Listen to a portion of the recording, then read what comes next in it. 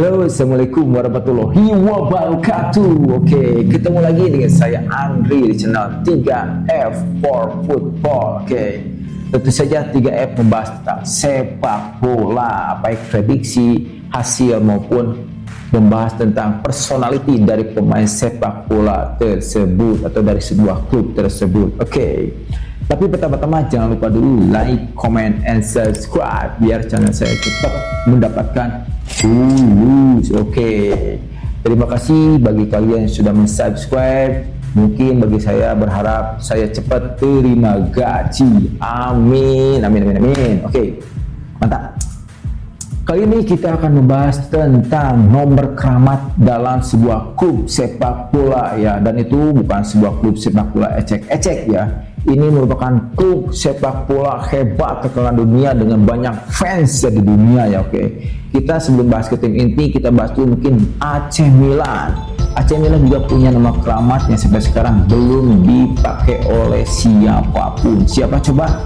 Betul, Paolo Maldini dengan nomor 3-nya. Oke, itu merupakan nomor keramat di AC Milan. Oke, ada lagi Francesco Totti. Francesco Totti juga sama ya. Francesco Totti nomor 10 setelah pensiun dimuseumkan. Oke, tapi berita terakhir saya dapat akhirnya digunakan lagi oleh Dybala ya, karena Dybala dianggap pas menggunakan nomor 10 untuk AS Roma. Oke. Nah, inilah yang akan kita bahas sekarang ya. Jadi nomor 7 yang ada di Manchester United. Oke. Jadi nomor 7 ini di Manchester United khususnya merupakan nomor keramat yang mungkin susah untuk mencari pengganti pemain sebelumnya gitu kan. Oke, jadi kita bahas dulu siapa yang pernah menggunakan nomor 7 setelah Cristiano Ronaldo pergi. Ini sebelumnya ya, nanti kita bahas sesudah Cristiano Ronaldo pergi. Oke. Jadi keberhasilan nomor 7 diawali pada masa Eric Cantona. Oke. Eric Cantona merupakan sosok nomor 7 legend ya, merupakan sosok nomor 7 yang disegani, ditakuti dalam permainannya ya, dan dia mungkin sikap tegas, mungkin bermainnya agak sedikit ya brutal gitu kan, kasar tapi bagus gitu kan. Persis ada di Milan. Dia juga terkenal dengan sikap emosionalnya. Mungkin semua tahu ya, saat dia melakukan Kung Fu Panda ya, dia menendang kepada penonton. Itulah mungkin yang masih terngiang-ngiang para pecinta sepak bola dunia ya, siapa Eric Cantona. Oke, kita lanjut ke berikutnya, di mana nomor 7 digunakan oleh sang legendaris kembali. Siapa lagi kalau bukan David Beckham. Oke, dia merupakan pemain pintar, pemain cerdas, pemain bagus, dia yang punya asis luar biasa ya. Jadi sisi striker kalau ibaratnya itu tinggal menunggu aja bola pasti datang ke kepalanya atau ke kakinya gitu kan. Jadi dia cuma tinggal bikin gol saja gitu kan. Jadi tersirat bahwa tendangan David Beckham umpannya itu pasti gol gitu kan. Saking bagusnya umpan dari David Beckham ya. Apalagi tendangan bebasnya, wow, apa namanya? Apa namanya? Jadi seorang David Beckham kalau buat saya bukan namanya Agus kita. Oke. Lalu ada lagi sosok berikutnya yang menggunakan nomor 7 di MU setelah David Beckham pergi. Siapa coba? Yap, Cristiano Ronaldo. Oke, dia merupakan sosok luar biasa sepeninggal David Beckham, dan dia dapat menggunakan nomor 7 dengan kebanggaan berhasil menjadi pemain hebat. Sampai saat ini Cristiano Ronaldo pemain hebat, dengan Ballon d'Or-na, dengan top score-na, dengan pencetak gol terbanyaknya, pokoknya malah lengkap. Jadi saya rasa Cristiano Ronaldo saat datang ke MU itu perpaduan David Beckham, Eric Cantona ya. Jadi dua-duanya tergabung menjadi Cristiano Ronaldo ya. Cristiano Ronaldo pemain yang sangat lengkap sekali. Oke, itulah 3 sosok yang menjadi nomor 7 di MU, sangat dikeramatkan ya, menjadi nomor 7 yang sangat wow, atau nomor 7 itu sangat dan namanya mungkin menjadi nomor yang sangat luar biasa ya. Sekarang kita bahas siapa saja yang menggunakan nomor 7 di MU tapi karirnya justru makin merosot. Oke, kita bahas sekarang. Let's check this out. Come on. Pertama, kita ketahui ada Michael Owen ya. Dia datang ke MU pada tahun 2009 ya, dan dia merupakan sebenarnya seorang legend juga dari Liverpool ya. Dia sangat luar biasa di Liverpool. Tapi saat 2009 dia pindah ke MU, tapi sebelumnya Liverpool, Newcastle ya, lalu ke MU.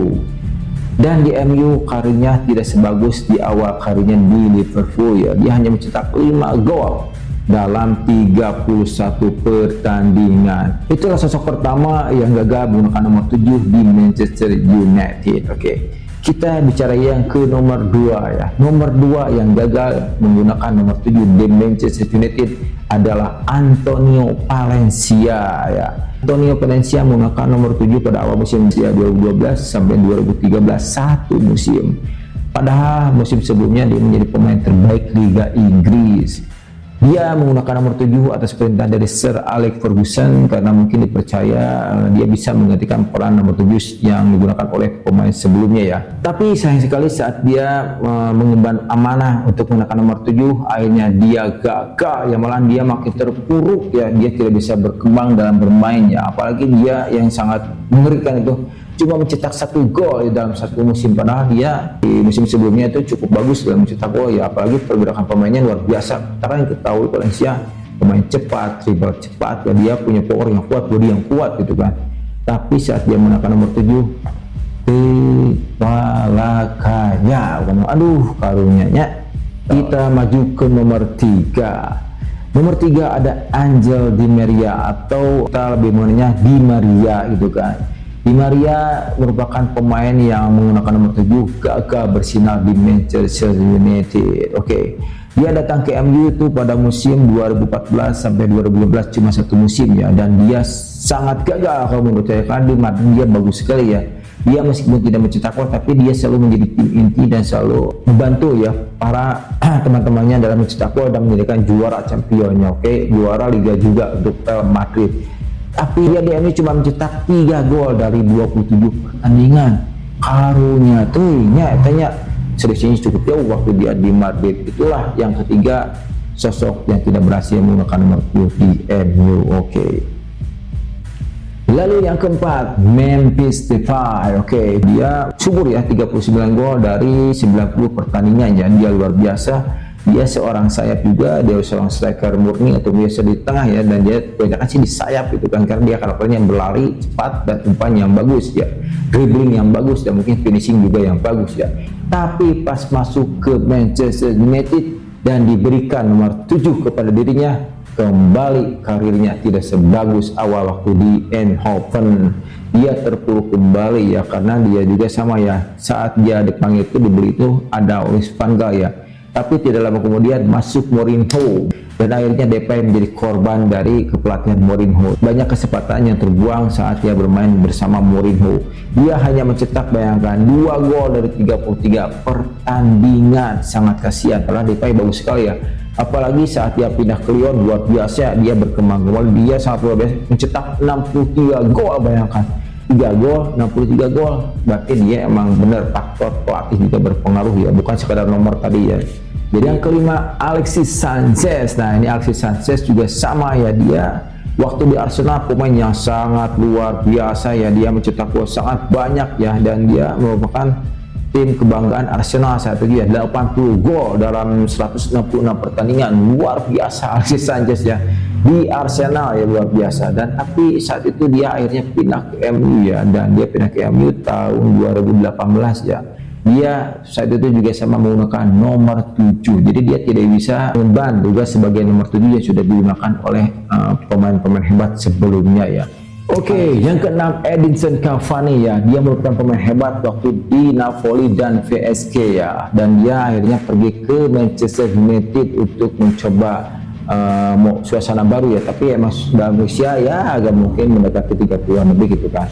Dan dia akhirnya menggunakan nomor 7 kembali. Nomor 7 ya merupakan nomor keramat ya, dan dia sama seperti pemain sebelumnya tidak berhasil, karirnya jeblok kembali, dan dia sangat merasa menyesal ya datang ke Manchester United. Dan salah satu alasan kenapa Cavani bisa jeblok di MU, karena dia saat itu pas dia datang, tidak lama kemudian datang sosok Cristiano Ronaldo. Dia hanya mencetak 12 gol dari 41 pertandingan. Kasihan sekali ya, padahal dia di PSG luar biasa, sampai ratusan kalau tidak salah ya, 100 berapa gitu kan, luar biasanya Edinson Cavani. Oke, lalu yang ketujuh, Mason Mount ya. Sayang ya membelinya dengan harga yang mahal, tapi dia tidak pernah bermainnya, jarang banget bermainnya. Dan yang lebih berparah, dia banyak cederanya. Dia banyak cedera daripada sehatnya, dan itu merugikan buat klub ya, karena terusnya merawat dia gitu kan. Udah membelinya mahal, terus merawatnya dia juga mahal gitu kan. Dan dia sangat disayangkan dibeli ya. Kalau menurut saya itu membeli kucing dalam karung. Oke. Sangat rugi buat saya. Kalau bisa sih jual lagi ya, sayang. Oke, itulah 7 pemain yang mungkin tidak seberuntung pemain sebelumnya saat menggunakan nomor 7, nomor keramat dari Manchester United. Sangat disayangkan ya, karir besarnya sebelum bermain di MU itu hilang seperti tertelan bumi itu kan saat bermain di MU ya, setelah menggunakan nomor 7. Oke. Tapi sebenarnya sih saya rasa bukan hanya faktor nomor 7 aja, itu mungkin hanya sebatas mitos ya. Tapi mungkin tadi juga saya pernah bahas ya, jadi karena faktor sesuatu hal seperti mungkin tadi Di Maria faktor pelatih, lalu Cavani ada faktor yang datang lagi persaingannya karena kan Ronaldo datang lagi, Alexis Sanchez juga sama karena faktor ya dia juga tidak nyaman karena ya banyak cedera, Simon juga banyak cedera gitu kan. Jadi emang faktor seperti itulah yang mendukung ya ketidakberhasilan mereka ya, bukan hanya sekedar faktor nomor yang ada di klub tersebut ya. Jadi saya rasa emang mitos ya. Nomor keramat itu saya mitos gitu kan. Jadi yang logis aja, yang saya pikir real itu kan karena kondisi emang mereka tidak dapat bersaing dengan pemain yang lainnya gitu kan, dan lagi dengan kondisi ya cedera tadi gitu kan, dan faktor pelatih juga menentukan ya. Karena biasanya kan kalau pelatih itu yang mungkin pelatih sebelumnya itu menggunakan formasi yang sifatnya senangnya menyerang gitu kan. Pas datang pelatih baru ya sukanya bertahan, ya pasti berbeda lah gitu kan, dari sisi formasi, dari sisi pemain gitu kan. Pasti dia punya pemain andalannya sebelum timnya, biasanya mereka mengambil pemain kesayangannya ya dari klub sebelumnya. Itulah biasa para pelatih di Eropa ya, jadi punya anak kesayangan biasanya untuk diambil terus kemana-mana saat dia bermain di klub baru ya. Oke. Itulah mungkin ya yang dapat saya bahas tentang review nomor 7 keramat milik Manchester United yang digunakan oleh pemain baru tapi tidak beruntung. Oke, dan selalu terpuruk karirnya, tidak sebagus yang mungkin sampai ada juga yang sampai sekarang karirnya hilang gitu kan. Mungkin yang masih bertanya Deva itu masih adalah, Di Maria juga tidak secemerlang tapi belum mesin di PSG tapi belum terdengar gitu kan. Oke, segitu dulu yang dapat saya bahas tentang bahasan nomor 7 keramat di Manchester United. Oke, itulah yang dapat saya bahas tentang nomor 7 yang dikeramatkan di Manchester United. Tapi sebetulnya tidak keramat, tapi emang faktor tadi yang sudah saya bahas ya. Dan mungkin kita kedepannya akan membahas hal lain lagi ya, sepak bolanya ya, orangnya ya, mungkin pertandingannya nanti kita akan bahas. Oke. Sampai jumpa lagi di review selanjutnya. Saya Andrew di channel 3F. Jangan lupa like, comment, and subscribe. Sampai jumpa lagi. Assalamualaikum warahmatullahi wabarakatuh. Ciao.